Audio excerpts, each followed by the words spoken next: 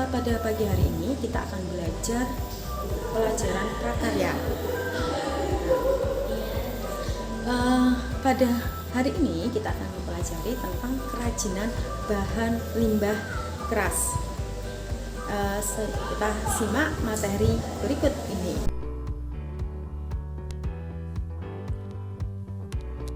Oke, kita ke bab pertama pada semester kali ini, semester genap ya. Kita akan membahas tentang kerajinan limbah keras.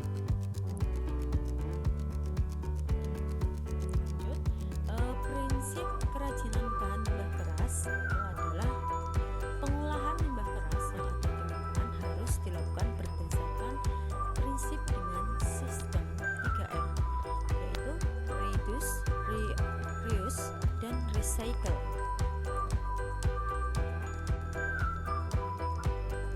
Atau yang kita kenal sebagai 3R. Pertama ada reduce. Reduce itu apa? Reduce itu mengurangi penggunaan. Maksudnya bagaimana? Mengurangi penggunaan bahan yang menyebabkan menumpuknya sampah. Kemudian ada reuse, itu dengan cara menggunakan ulang. Jadi menggunakan barang-barang yang menggunakan barang yang tidak sekali pakai. Kemudian yang ketiga ada recycle atau daur ulang, di mana pengolahan sampah padat yang terdiri atas kegiatan pengolahan, pengumpulan, pemrosesan, pendistribusian, dan pembuatan produk atau material bekas pakai. Ada beberapa cara yang dapat kita lakukan untuk menerapkan pola hidup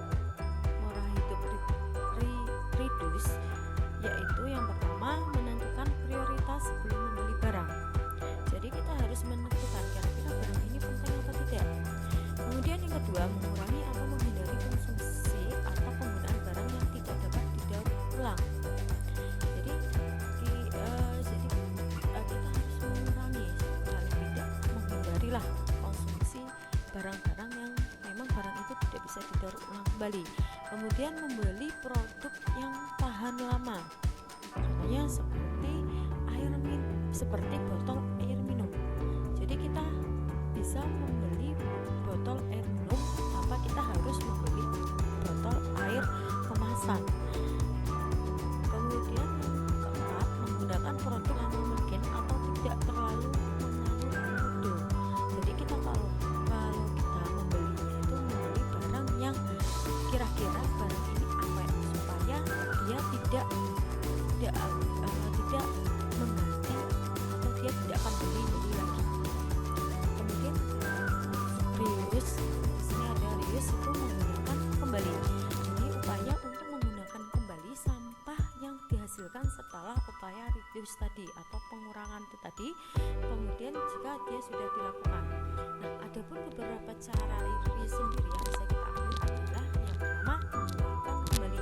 Jadi menggunakan barang yang lama atau menggunakan barang yang sekali pakai itu tadi.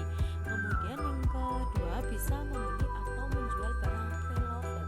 Reloaded itu barang yang sudah tidak dipakai atau istilahnya barang bekas. Jadi kita bisa menjual atau membeli barang bekas yang ada. Kita bisa menjual barang bekas kita yang ada di rumah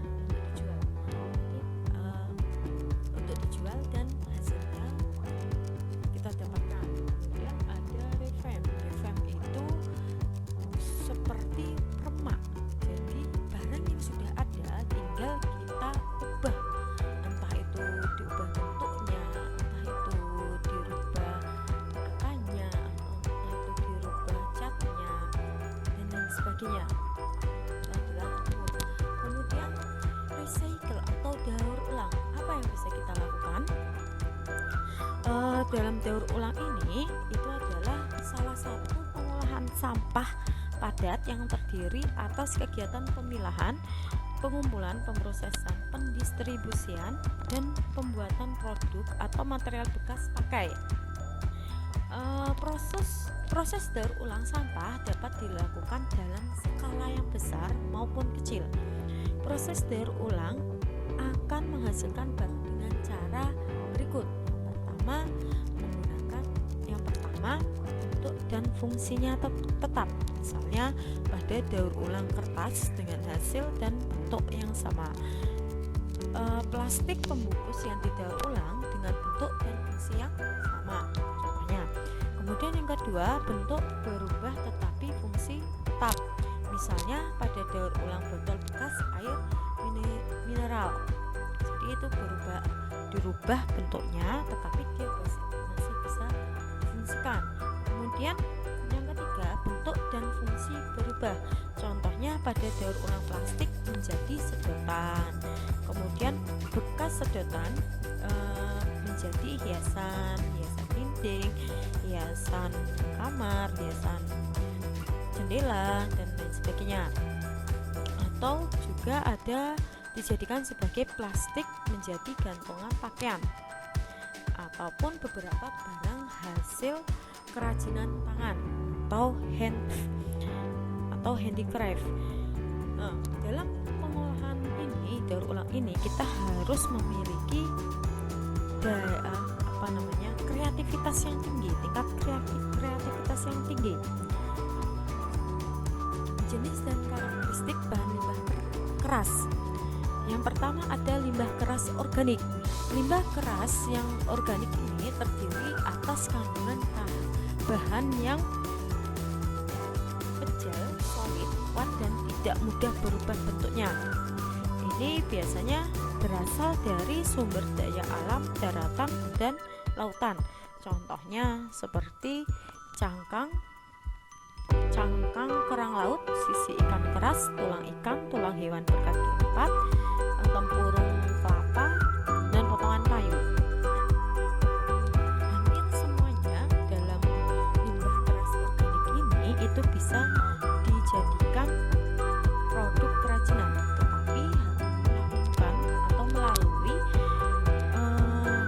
pengerjaan atau menggunakan alat-alat tertentu. Yang kedua, ini ada limbah keras anorganik. Limbah keras anorganik ini terdiri dari kandungan bahan yang keras atau tidak mudah dihancurkan. Proses pengolahan limbah anorganik keras memerlukan peralatan dan teknologi tertentu. Tetapi tidak semua jenis limbah keras itu dapat diolah menjadi karya kerajinan. Contohnya limbah anorganik keras antara lain kawan botol kaca, logam, dan elektronik.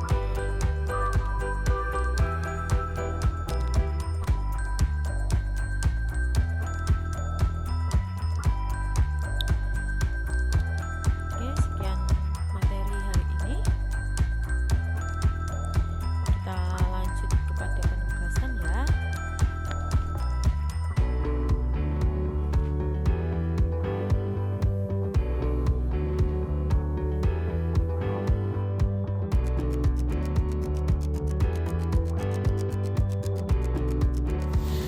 Bagaimana anak-anak materi tadi? Sudah paham ya pastinya. Oke. Sampai ketemu minggu depan, dan tetap menjaga kesehatan dan tetap di rumah. Oke. Terima kasih. Sampai jumpa minggu depan. Wassalamualaikum warahmatullahi wabarakatuh.